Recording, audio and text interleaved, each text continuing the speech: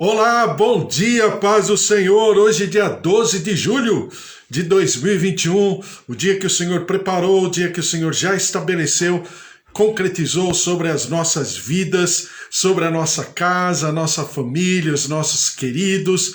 E nós estamos numa segunda-feira, né? Segundona, e nós teremos com certeza uma semana maravilhosa, especial. Que o Senhor te abençoe, que o Senhor prepare todo um caminho de bênção, de reconstrução, de restauração, de restituição. E nós daremos sempre ao Senhor todo louvor, toda honra e toda glória. Que Deus esteja realmente preparando uma semana muito especial e que você viva aquilo que diz a palavra do Senhor. Grandes coisas o Senhor tem feito por nós e por isso nós estamos alegres. Deus abençoe você e também que você possa viver assim a cada dia em nossa comunhão, né? Na comunhão da nossa congregação virtual, né? Como eu sempre brinco e falo, é como se fosse a nossa sinagoga. Nós estudamos a palavra, nós pensamos sobre a palavra de Deus e depois deixamos a nossa oração pela nossa casa, a nossa família, os nossos queridos, todos nós que estamos em comunhão e também o nosso país, o Brasil, em nome de Jesus. Não passamos um momento tão fácil, tão normal, mas com certeza o Senhor está na direção e que o Senhor abençoe e que o Senhor guarde a tua vida, a tua casa, a tua família, em nome de Jesus. Estamos mais uma vez na presença do Senhor e mais uma vez lendo a palavra do Senhor, pensando a respeito. Claro que nós estamos em Mateus capítulo 21, 22, 23, 24, 25, que fala sobre escatologia, os últimos acontecimentos ou o apocalipse de Jesus, como eu sempre falo. Então é bom nós pensarmos a respeito também e que o Senhor esteja realmente te abençoando, te inspirando, o Espírito Santo esteja nos edificando, nos ensinando todas as coisas, não apenas no sentido didático, teórico ou teológico, mas que seja uma palavra gravada no nosso coração e que dê frutos, né? Que seja um alimento para nós, lâmpada para os nossos pés é a tua palavra e luz para os meus caminhos, porque também a Bíblia diz, nem só de pão viverá o homem, mas de toda palavra que procede da boca de Deus, como o Senhor Jesus responde ao diabo lá em Mateus capítulo 4, e ele pega um texto de Deuteronômio quando fala a respeito. Nem só de pão viverá o homem, mas de toda palavra que procede da boca de Deus. Estamos lendo Mateus e paramos um pouquinho em Mateus capítulo 25, nas parábolas das 10 virgens, na parábola das 10 virgens, que fala exatamente sobre os preparativos para a vinda do noivo, né? E que preparativos são esses? São, primeiro, a consciência de tudo, que é exatamente o que acontece com as 10 virgens. Porque 5 virgens são prudentes e 5 virgens são imprudentes ou negligentes, ou ainda outras palavras, outras Bíblias dizem tolas, enquanto as 5 primeiras são prudentes, são responsáveis, ou são perseverantes naquilo que almejam, que é aguardar a vinda do noivo.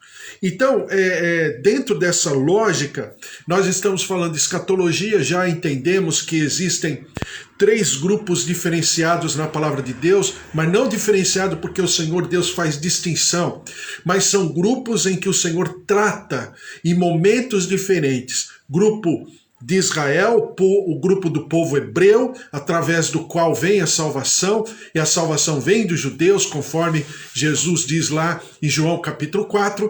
Também tem o grupo gentílico e também tem a igreja de Deus. Quem é a igreja de Deus nesse momento? Nesse momento é composto, na sua grande maioria, do povo gentílico, né? Ainda que existam alguns remanescentes do povo judeu, que são judeus messiânicos, mas uma grande maioria, esmagadora maioria, ainda ainda composta do grupo gentílico. Então, nós já entendemos, já aprendemos, já desenvolvemos toda essa situação, né, do que significam esses grupos e como esses grupos devem ser tratados e como eles serão observados pelo Senhor, cada um deles. Dando continuidade a isso, né, nós estamos falando e fazendo alusão até mesmo ao que alguns me perguntaram a semana passada, e vez por outro me perguntam, o que será dos mortos? Em que momento os mortos, né, serão ressuscitados? Ou será que os mortos serão ressuscitados? Ou uma pergunta que foi feita a semana passada, havendo ressurreição, eles reconhecerão os mortos, ou nós que estivermos mortos, reconheceremos as pessoas, reconheceremos os nossos familiares e tudo. Então, dentro dessa lógica que eu quero falar agora de uma outra peça, dentro desse quebra-cabeças chamado escatologia, né, que é a ressurreição dos mortos. Eu quero ler uma passagem que está escrito aqui no capítulo de Hebreus, capítulo 6, Hebreus capítulo 6, versículo 1, que diz assim: por isso, pondo de parte os princípios elementares da doutrina de Cristo, deixemo-nos levar para o que é perfeito, não lançando de novo a base do arrependimento de obras mortas e da fé em Deus, o ensino de batismos e da imposição de mãos, da ressurreição dos mortos e do juízo eterno. Isso faremos se Deus permitir. Então, a primeira coisa que o escritor aos Hebreus fala é sobre os rudimentos da palavra. A gente chama isso de princípios elementares ou princípios doutrinários. E esses princípios doutrinários que nós que conhecemos, para nós que conhecemos o Senhor Jesus, significa a doutrina de Cristo. Então ela está toda baseada naquilo que Cristo, o Senhor Jesus Cristo, revisita no Novo Testamento sobre exatamente os estatutos de Moisés, a lei de Moisés. Então, por isso, pondo de parte os princípios elementares da doutrina de Cristo, deixemo-nos levar para o que é perfeito, não lançando de novo a base do arrependimento de obras mortas e da fé em Deus. Então, qual é o cuidado aqui do escritor aos Hebreus? É exatamente não lançando de novo a base do arrependimento de obras mortas, né? Ou seja, nós não devemos revisitar no sentido teórico, na letra da lei e da fé em Deus. Ou seja, não é necessário criar uma outra doutrina. Mas diz assim, o ensino de batismos e da imposição de mãos, da ressurreição dos mortos e do juízo eterno, isso faremos se Deus permitir. Então, eu quero pontuar aqui a ressurreição dos mortos.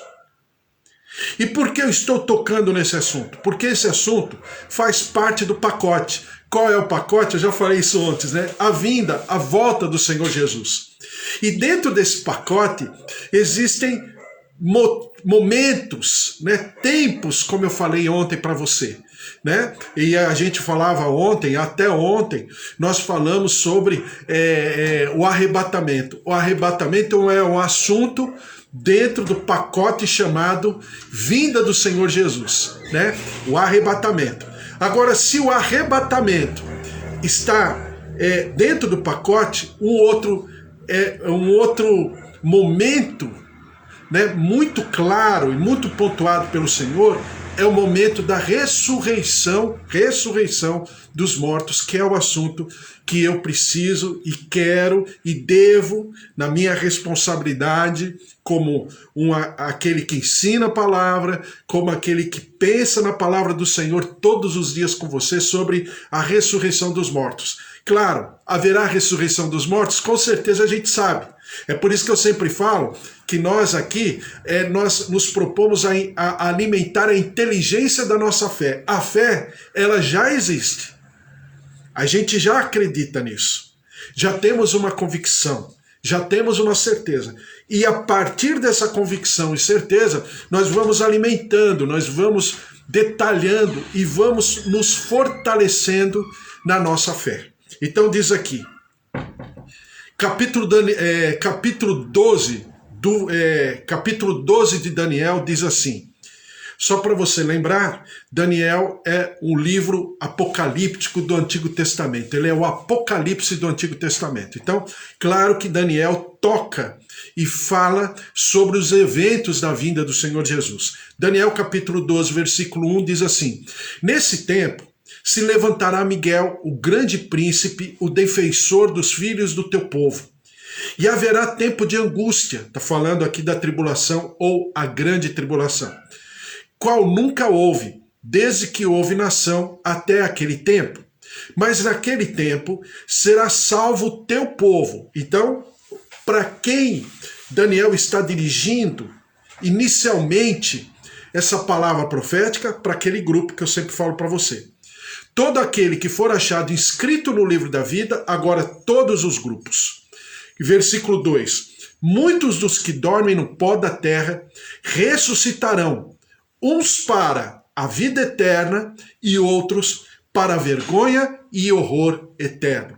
Então veja só, presta atenção, isso é importante porque as pessoas ficam perguntando. E você precisa saber que está escrito na Bíblia de maneira literal. Não tem o que discutir, está escrito. Claro, para nós que temos a Bíblia como a nossa plataforma de vida. Lâmpada para os nossos pés é a tua palavra, e luz para os nossos caminhos. Para nós que temos a palavra de Deus, né? Ainda ontem, conversando com uma pessoa, a pessoa conversando comigo falou assim, olha, mas fulana de tal fez tal coisa e a mãe dela conversou e falou tal coisa. Você acha e tal? Eu falei assim, olha, eu só posso te responder à luz da palavra de Deus. Eu não saberia responder de outra maneira e nem quero responder de outra maneira. À luz da palavra de Deus, é isso, isso e isso. Aí a pessoa chegou para mim e fala assim, mas você sempre tem que usar a Bíblia? Você veio perguntar para mim, então, por favor, é assim de maneira educada, mas eu falei, se você quiser perguntar para outra pessoa, você pergunte. Eu sempre estarei usando a Bíblia como base, né? Então, à luz da palavra de Deus, entendeu? Então, diz aqui no capítulo 12 de Daniel, versículo 2, muitos dos que dormem, lembra que eu falei para você, aos olhos de Deus não existe morte, como é na nossa cultura humana, né? Morte, alguém que foi para a sepultura e bateu com as 10, né? 7 palmos abaixo da terra, como diziam os antigos. Para Deus existe adormecimento, dormir. E veja só que ele faz distinção entre mortos e mortos. Muitos dos que dormem no pó da terra ressuscitarão. Então, a Bíblia, em Daniel, prevê a ressurreição dos mortos. Que mortos? Aí diz aqui, uns para a vida eterna, ou seja, aqueles que estão ancorados, conectados em Jesus Cristo. E outros para vergonha e horror eterno, ou seja, aqueles que rejeitaram a Jesus Cristo, tá certo? Então haverá ressurreição dos mortos, tanto de um grupo como do outro grupo, tá certo?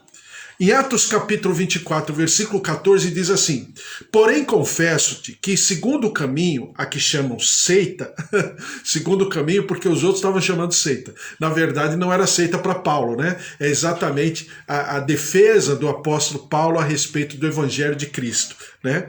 E a que chamam seita, assim eu sirvo ao Deus dos nossos pais. E ele está conectando, né? Na verdade ele está dizendo, eu continuo a servir o Deus dos nossos pais. Paulo, chamado Saulo, um judeu, pertencente ao Sinédrio, um fariseu, às últimas consequências, uma pessoa muito incisiva, muito vigorosa na sua fé, mas que ele se humilha aos pés do Senhor Jesus, aos pés da cruz, né? E diz aqui: assim eu sirvo ao Deus dos nossos pais, acreditando em todas as coisas que estejam de acordo com a lei. Então Paulo mais uma vez está falando, eu não estou abdicando de nada, eu estou acrescentando. E nos escritos dos profetas. Agora versículo 15, presta atenção, Atos 24, 15, que vai de encontro àquilo que nós estamos pensando, criando uma linha de raciocínio sobre a ressurreição dos mortos. Tendo esperança em Deus, como também estes a têm, de que haverá ressurreição, tanto de justos como injustos. Então Daniel, o Apocalipse do Antigo Testamento, que pontua todos os eventos e acontecimentos ligados, conectados à vinda do Senhor Jesus. Ele estabelece, haverá ressurreição dos mortos. Paulo, agora no Novo Testamento, no capítulo de Atos 24, versículo 15, ele diz que haverá ressurreição dos mortos, tanto de justos como de injustos. Agora em Jesus, o que fala a respeito? João capítulo 5, versículo 28. João 5, 28, Jesus falando sobre esse tema. Não vos maravilheis disto, porque vem a hora em que todos os que se acham nos túmulos ouvirão a sua voz e sairão. Os que tiverem feito bem, olha lá, Jesus falando, porque vem a hora em que todos os que se acham nos túmulos, todos, ouvirão a sua voz e sairão, exatamente num ato profético que aconteceria mais tarde, em João capítulo 11, quando o Senhor Jesus chamou a Lázaro, lembram-se? Lázaro, vem para fora.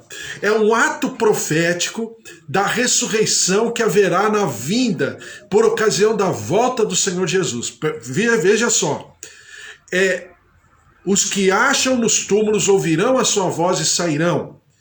Então todos ouvirão a voz de Jesus, todos, justos e injustos.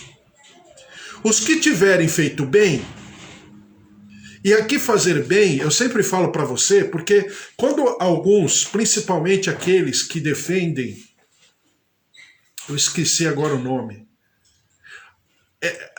atualmente defende uma doutrina, né, que é a doutrina da assistência, do social, em nome da igreja. Não que isso não tenha que ser feito, mas sempre a fé, ela vem, né, primeiro e depois as obras. Esses defendem que primeiro vem as obras, depois vem a fé, né?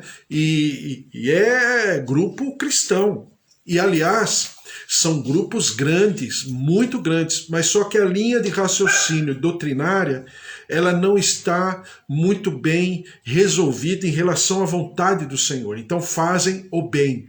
Fazer o bem, ser bom na palavra, não é porque é altruísta, não que o altruísmo não seja o resultado de uma relação com Deus, com certeza, não é porque tem um sentimento assistencialista, não que fazer assistência não seja realmente o resultado de uma relação com Deus, e também fazer o bem ou ser bom não é porque tem ação social, não que o ter ação social não seja saudável para aquele que tem a relação com Deus. Tudo isso é resultado de uma relação com Deus. Mas, presta atenção, naquilo que cremos, primeiro vem a relação com Deus, depois, por resultado, a assistência social, o amparar o pobre, o necessitado, porque é a verdadeira religião, né? Não é assim que diz a palavra? A verdadeira religião qual é? É amparar o pobre, o necessitado, o órfão, a viúva e o encarcerado. Essa é a verdadeira religião. Então eu não estou falando contra isso. Eu só estou falando quando esses temas, eles são invertidos. Primeiro social, depois a relação com Deus. Então, eu não estou falando de seitas outras, eu estou falando dos de dentro. Isso não é correto. Porque fazer o bem, ser bom é exatamente obedecer a palavra de Deus e obedecer o propósito de Deus. Obedecer a palavra, obedecer a lei. Aquilo que Paulo fala e a gente leu em Atos capítulo 24, né? Isso é obedecer a palavra, é fazer o bem. Ser bom é quando eu cumpro com o propósito de Deus na minha vida. Isso é ser bom. A gente já conversou a respeito, né? Porque Jesus até repreende aquele jovem de qualidade quando ele fala bom. Aí Jesus fala, por que você está chamando bom se somente existe um? Por que ele está falando naquele momento? Porque Jesus não era bom? Não, não é que Jesus não fosse bom, mas é porque Jesus não havia cumprido, dentro da lógica hebraica, não havia cumprido a obra. Então ele ainda não era bom. Ele seria bom quando ele disse, e mais tarde ele diz, né? Alguns dias depois ele diz, está consumado. Pronto, agora Jesus é bom. Entendeu?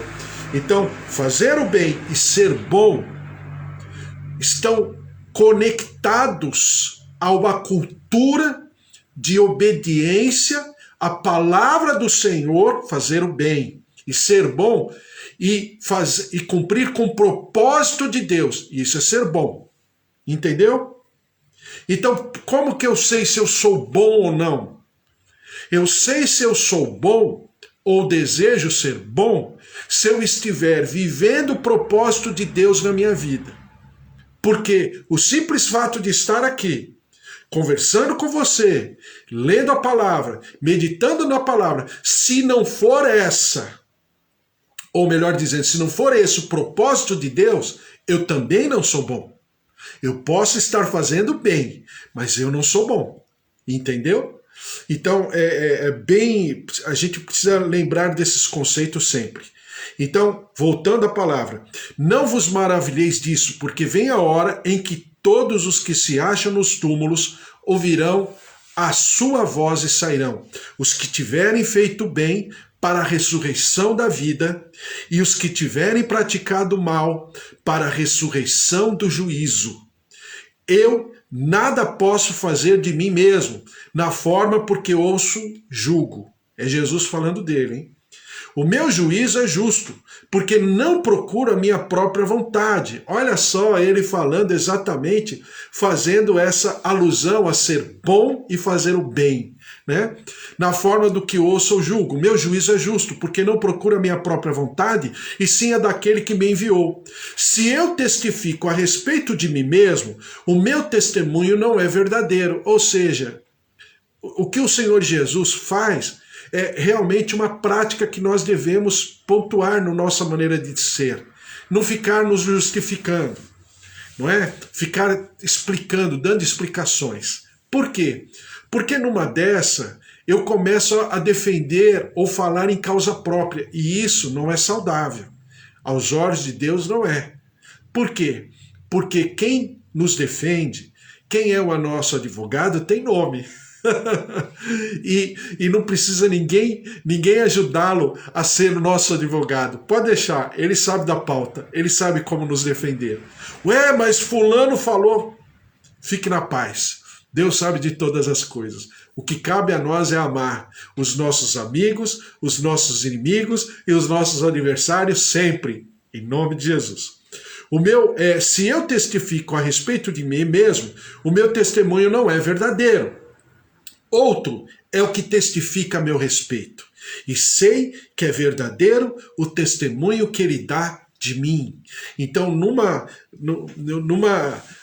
em frases, né, completamente de efeito e maravilhosas, Jesus, eu só estou falando a linha de raciocínio só para você lembrar. O que nos interessa é o versículo 29. Os que tiverem feito bem para a ressurreição da vida, e os que tiverem praticado mal para a ressurreição do juízo. Então, agora, vimos em Daniel o Apocalipse do Antigo Testamento.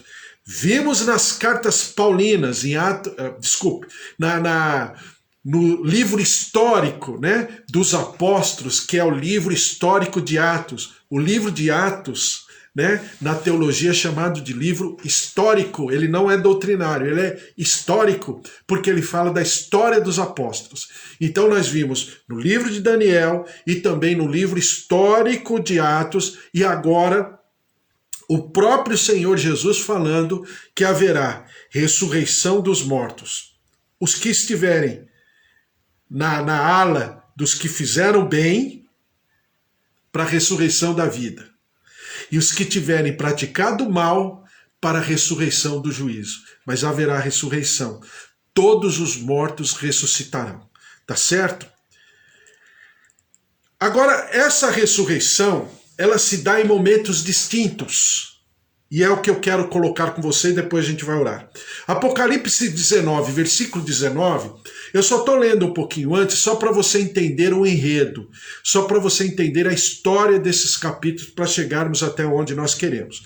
Apocalipse 19, versículo 19 diz assim: E vi a besta e os reis da terra com seus exércitos, congregados para pelejarem contra aquele que estava montado no cavalo e contra o seu exército. Quem somos, né? Esse exército somos os anjos e nós também, voltando com Jesus para tomarmos posse do seu reino e Jesus, claro, tomar posse do seu trono. Mas a besta foi aprisionada e com ela o falso profeta que, com os sinais feitos diante dela, seduziu aqueles que receberam a marca da besta e eram os adoradores da sua imagem. Os dois foram lançados vivos dentro do lago de fogo que arde com enxofre. Os restantes foram mortos com a espada que saía da boca daquele que estava montado no cavalo. E todas as aves se fartaram das suas carnes. Agora vamos para Apocalipse capítulo 20. Claro que tem temas aqui que nós vamos abordar. As bestas, essa guerra, esse combate chamado a guerra, ou né, a grande guerra do Armagedon. Tudo isso a gente vai ver. Calma, estou pegando tema por tema. Estamos falando agora sobre a ressurreição dos mortos. Apocalipse capítulo 20, versículo 1 diz assim: Então vi descer do céu um anjo, tinha na mão a chave do abismo e uma grande corrente. Ele segurou o dragão, a antiga serpente, que é o diabo, Satanás, e o prendeu por 1000 anos. Só para você lembrar, né, em algum momento eu já falei, de que é como se... supostamente, eu vou colocar dessa maneira, mas é apenas a minha verbalização, tá? É como se fosse um tipo de uma trindade do diabo, que é o diabo e as duas bestas. Quem são essas duas bestas? É a besta do ambiente religioso, espiritual, e a besta que é o grande governador de todo o globo terrestre, né? Então são duas bestas. Um é porque fala de governo político, governo humano, e o outro que fala de uma autoridade espiritual. E o próprio diabo é como se fosse, entre aspas, né, uma cópia fajuta da trindade, tá? Então diz assim, versículo 3, lançou no abismo, fechou e pôs selo sobre ele, para que não mais enganasse as nações, até que se completassem os 1000 anos. Esses 1000 anos a gente vai conversar depois. Depois disso é necessário que ele seja solto pouco tempo. Vi também tronos, e nestes sentaram-se aqueles aos quais foi dada autoridade de julgar. Vi ainda quem aos quais foi dada autoridade de julgar. Aqueles que estão nos tronos, e o próprio Paulo fala que nós também julgaremos o mundo, né? A igreja julgará o mundo. Vi ainda as almas dos decapitados por causa do testemunho de Jesus, bem como por causa da palavra de Deus, tantos quantos não adoraram a besta, nem tampouco a sua imagem, e não receberam a marca na fronte e na mão, e viveram e reinaram com Cristo durante 1000 anos. Os restantes dos mortos não reviveram até que se completassem os 1000 anos, ou seja, uma parte dos mortos ressuscitarão antes dos 1000 anos, e outra parte dos mortos ressuscitarão após os 1000 anos. E a gente vai entender por que isso, tá? Esta é a primeira ressurreição. Esta é a primeira ressurreição. Bem-aventurado e santo é aquele que tem parte na primeira ressurreição.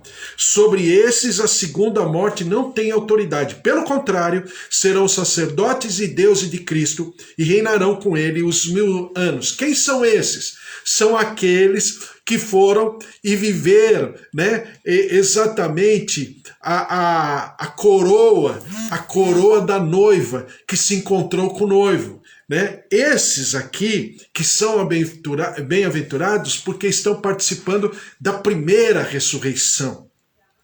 E a palavra do Senhor diz que eles reinarão com o Senhor Jesus por 1000 anos. Serão sacerdotes de Deus e de Cristo. Lembra que eu falei para você? Olha como é gostoso estudar a palavra de Deus assim, de maneira, desculpe o termo, exaustiva. Porque a gente já leu. O Senhor Deus lá no passado, lá no tempo de Moisés, quando o povo adorou o bezerro de ouro, o Senhor Deus falou para Moisés que comprasse, adquirisse por preço, pagou, pela tribo de Levi.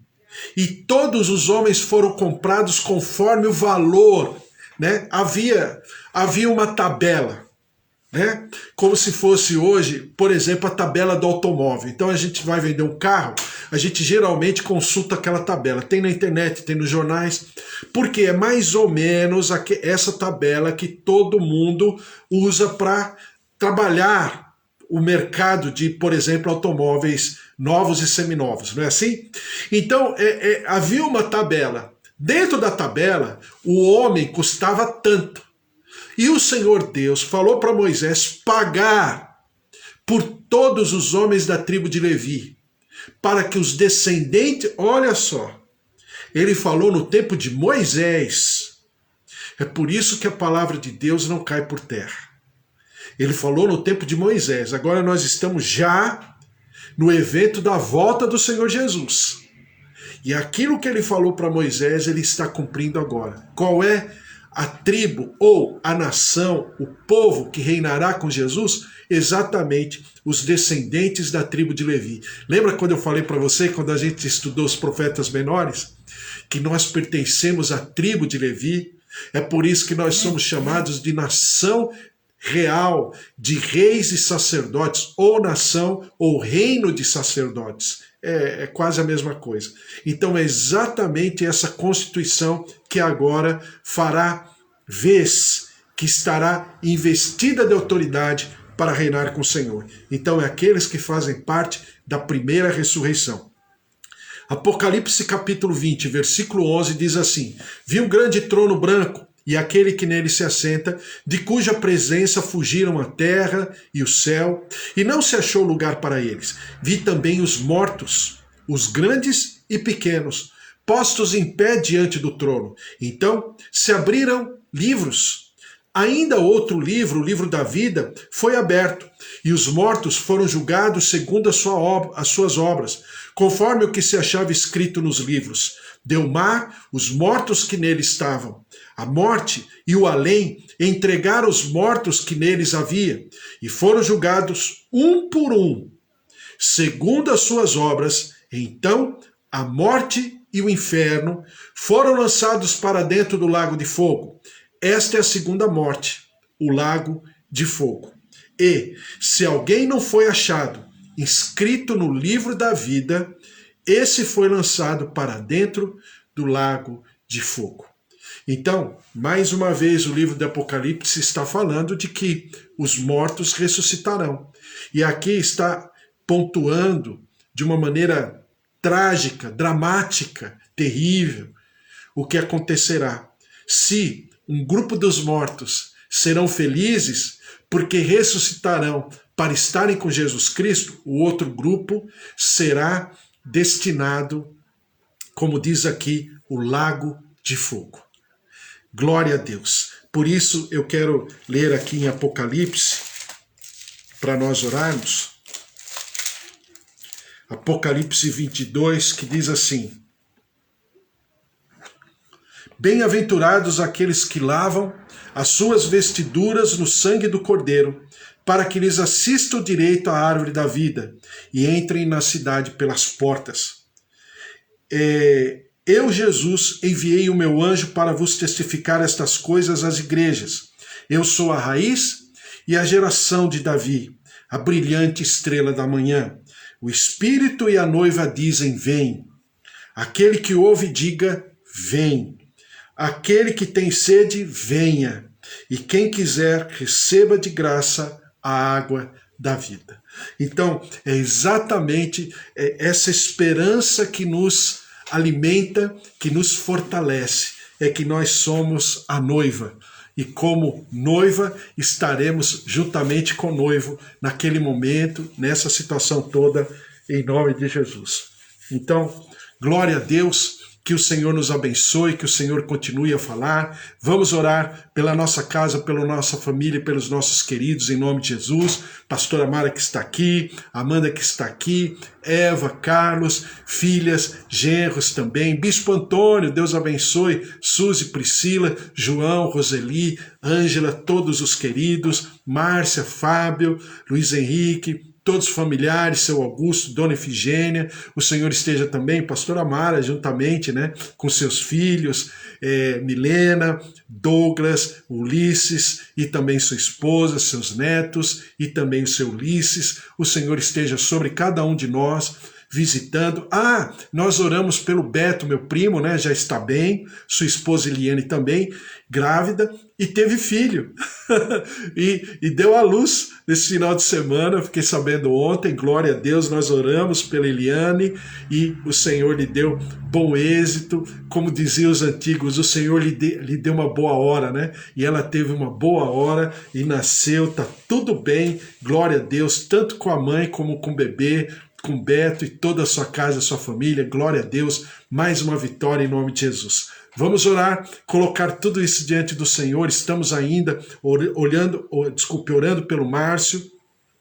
O Márcio continua na UTI, sendo tratado ali em tratamento da Covid. Estamos clamando pela vida dele, pela Thaís e também por todos os outros que estão passando por esse momento de Covid-19. Vamos orar.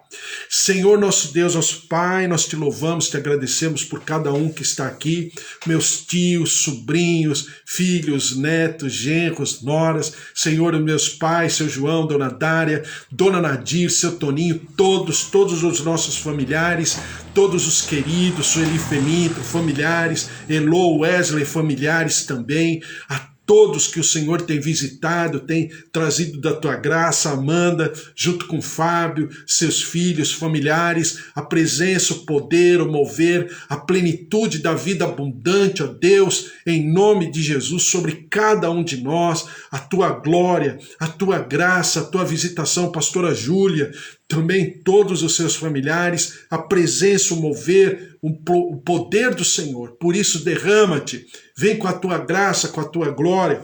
Nossos idosos, nossos avós, tios, sobrinhos, netos, Senhor, filhos, marido, esposa, em nome de Jesus, Henrique, que a glória, a presença, o mover de Deus sobre a sua casa também, Henrique, seus filhos, família, dona Efigênia, a glória, a presença, o poder, o mover do Senhor, o trabalho também, a presença, a plenitude do Senhor. Derrama-te, ó Deus, fortalecendo-nos, nos capacitando com essa esperança, a esperança de que a tua vitória, a tua plenitude se manifestarão sem detença e nada e ninguém poderá nos separar do teu amor, da tua graça, da tua presença, do teu poder, do teu mover. Em nome de Jesus, derrama-te sobre cada um de nós, sobre a Letícia, o Gustavo também, a presença, a plenitude, a tua proteção, o teu livramento, em nome de Jesus.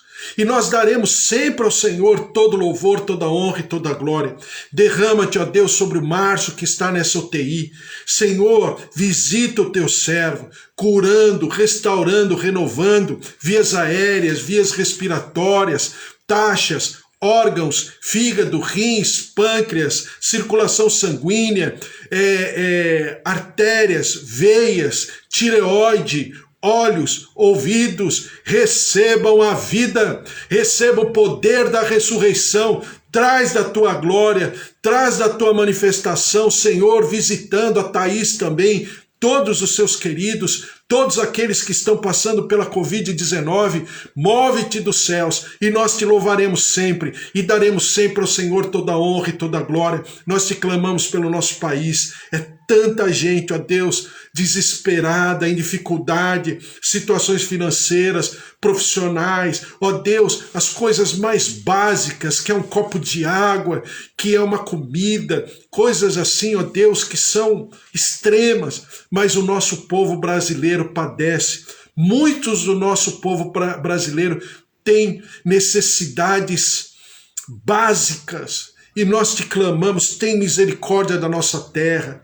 Ó Deus, vem com o teu juízo, com a tua justiça, move-te dos céus, também sobre as famílias enlutadas por causa da Covid-19. Senhor, que a tua paz, que a tua excelência, a tua vida, o teu consolo, o teu conforto visitem, ó Deus, cada família, cada servo teu, cada serva tua, em nome de Jesus. Em nome de Jesus, quebra a maldição da terra, derrama-te com a tua luz, com a tua graça, com a tua salvação, com teu senhorio, e nós daremos sempre ao Senhor toda a honra e toda a glória. Derrama-te sobre essa nossa semana, uma segunda-feira, que nós tenhamos os nossos projetos, nossos sonhos, nossas tarefas, responsabilidades, o nosso trabalho, aquilo que estamos aguardando, como no caso do Henrique, ó Deus, na sua vida, no seu trabalho, como também a Amanda, pastor Amar e todos os outros, Bispo Antônio, tua graça, tua glória, o Fábio, a Márcia, a tua glória, a tua graça se derramem sobre cada um, que a prosperidade, o sucesso, a capacidade de conquista, de realização, Senhor, se sobreponham sobre o nosso desgaste, o nosso cansaço, a nossa fragilidade, o nosso desapontamento, o nosso desânimo. Derrama-te, ó Deus, fortalece-nos, que o teu Santo Espírito se derrame poderosamente sobre nós, e nós daremos sempre ao Senhor todo louvor, toda honra e toda glória. Que seja uma segunda-feira inesquecível, memorável, uma semana poderosa, e nós sempre louvaremos ao Senhor, porque grandes coisas o Senhor tem feito por nós, e por isso nós estamos alegres. Glória a Deus. Amém? Glória a Deus. Que o amor do Deus Pai Todo-Poderoso, que fez o céu e a terra e a vida vitoriosa em Jesus Cristo, e as consolações do Espírito Santo da promessa estejam sobre a tua vida, sobre a tua casa, sobre a tua família, os teus queridos, e que ninguém possa te resistir, porque você carrega o amor de Deus, né? E se Deus é por nós, quem será contra nós? Se o Senhor é o nosso pastor, de nada nós teremos falta. Que o Senhor te dê um dia maravilhoso, uma semana especial. Olha, que a glória, a presença, o poder e o mover do Senhor no teu trabalho, nos teus negócios, em tudo que você fizer, você possa prosperar e ser bem-sucedido, e a vida abundante do Senhor seja a tua marca, e a alegria do Senhor seja realmente a tua disposição, o teu semblante, porque a glória do Senhor é poderosa e ela está sobre e através da tua vida. Um beijo para você, até amanhã às 10 horas da manhã, viu? Um beijo para todos, fiquem na paz, tchau, tchau. Tchau, Henrique, Deus abençoe. Fique na paz aí, um beijo no Gustavo.